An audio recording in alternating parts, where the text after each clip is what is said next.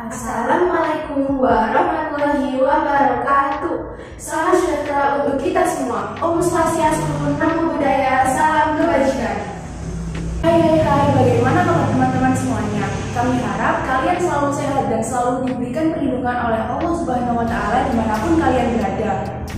Baik, sebelum kita memulai pembahasan hari ini, alangkah baiknya kita berdoa terlebih dahulu. Berdoa menurut kepercayaan serta keyakinan masing-masing. Mulai. Berdoa diakhiri. Oke, jadi pada video kali ini kita punya materi bahasan yang menarik nih. Kira-kira kalian tahu nggak materi apa itu? Namun sebelum itu, izinkan kami memperkenalkan diri terlebih dahulu.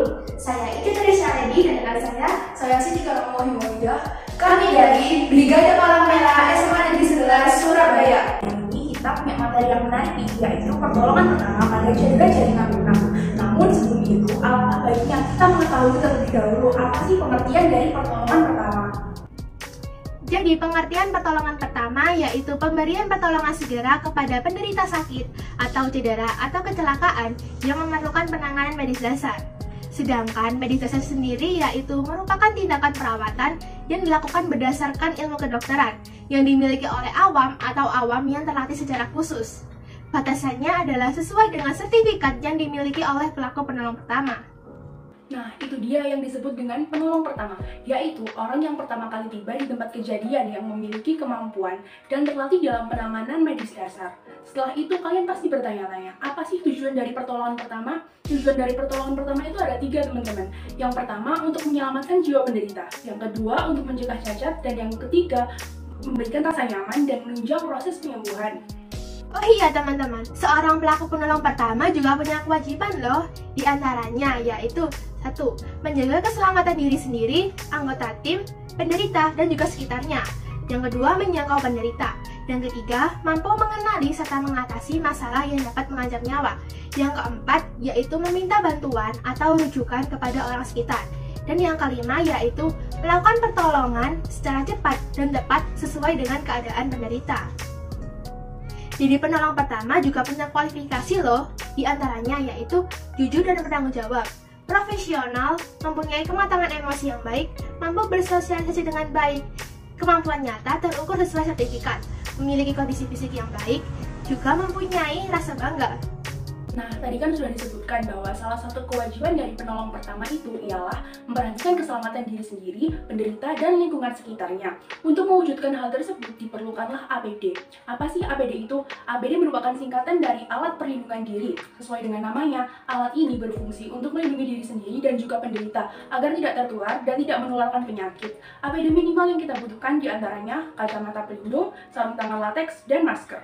Selain APD, dalam melakukan pertolongan pertama, kita juga memerlukan beberapa peralatan. Alkohol 70%, pembalut perkat atau plester, gunting pembalut, senter, dan pinset, pembalut gulung atau perban, kasa steril, selimut, dan kertas.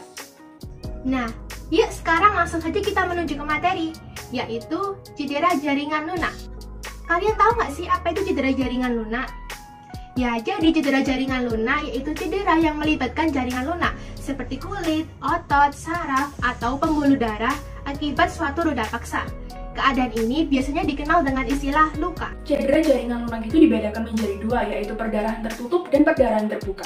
Apa sih perdarahan terbuka itu? Perdarahan terbuka merupakan kerusakan pada dinding pembuluh darah yang disertai dengan kerusakan pada kulit yang memungkinkan darah untuk keluar dari tubuh. Berdasarkan pembuluh darah yang mengalami gangguan, perdarahan luar dibedakan menjadi 3. Yang pertama perdarahan vena, yang kedua perdarahan arteri, dan yang ketiga perdarahan kapiler. Selain perdarahan terbuka, ada juga loh perdarahan tertutup. Perdarahan tertutup ini biasanya disebabkan oleh adanya benturan akibat suatu benda tumpul. Perdarahan tertutup berbeda dengan perdarahan terbuka karena lukanya tidak dapat dilihat dari luar. Oleh karena itu, kecurigaan adanya perdarahan tertutup harus dinilai dengan melakukan pemeriksaan lengkap serta melakukan wawancara dan analisa mekanisme kejadian. Contoh dari perdarahan tertutup itu sendiri yaitu seperti bengkak hingga oklusif. Berbicara mengenai cedera jaringan lunak, selain ada perdarahan terbuka dan juga perdarahan tertutup, kalian juga perlu tahu loh apa itu shock.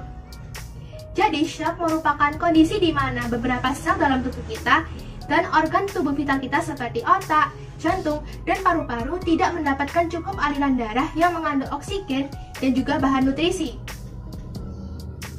Lalu bagaimana shock dapat terjadi? Shock dapat terjadi dengan beberapa alasan. Contohnya yaitu 1. Kegagalan jantung dalam memompa darah. Yang kedua yaitu kehilangan darah dalam jumlah yang besar. Yang ketiga yaitu pelebaran pembuluh darah yang luas atau dilatasi. Adapun gejala yang dialami seperti mual mungkin disertai muntah, haus dan lemah, pusing atau vertigo, serta rasa tidak nyaman dan takut. Dapat ditandai dengan munculnya nadi cepat dan lemah, nafas pendek dan dingin, kulit pucat, dingin dan lembab, wajah pucat dan kebiruan atau sianosis pada bibir, lidah, dan cuping telinga. Praktek pertolongan pertama pada cedera jaringan lunak. Dan terakhir, perubahan keadaan mental seperti gelisah dan cemas. Sebelum menolong korban, kita harus memakai sarung tangan latex dan masker terlebih dahulu. Lakukan GSS saat melakukan pemeriksaan fisik pada anggota daerah atas sebelah kiri korban dengan mengaktifkan IPA, inspeksi, palpasi, dan auskultasi, dan dilanjutkan dengan pemeriksaan fisik. Apakah dapat digerakkan? Ini jari apa?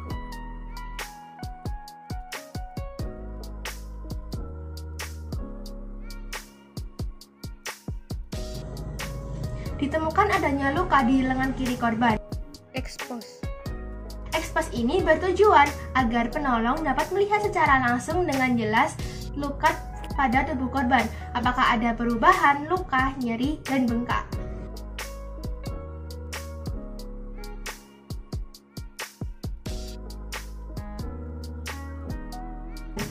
Lanjutkan penata laksanaan terhadap luka. Yang pertama, bersihkan luka dengan air dan kasa.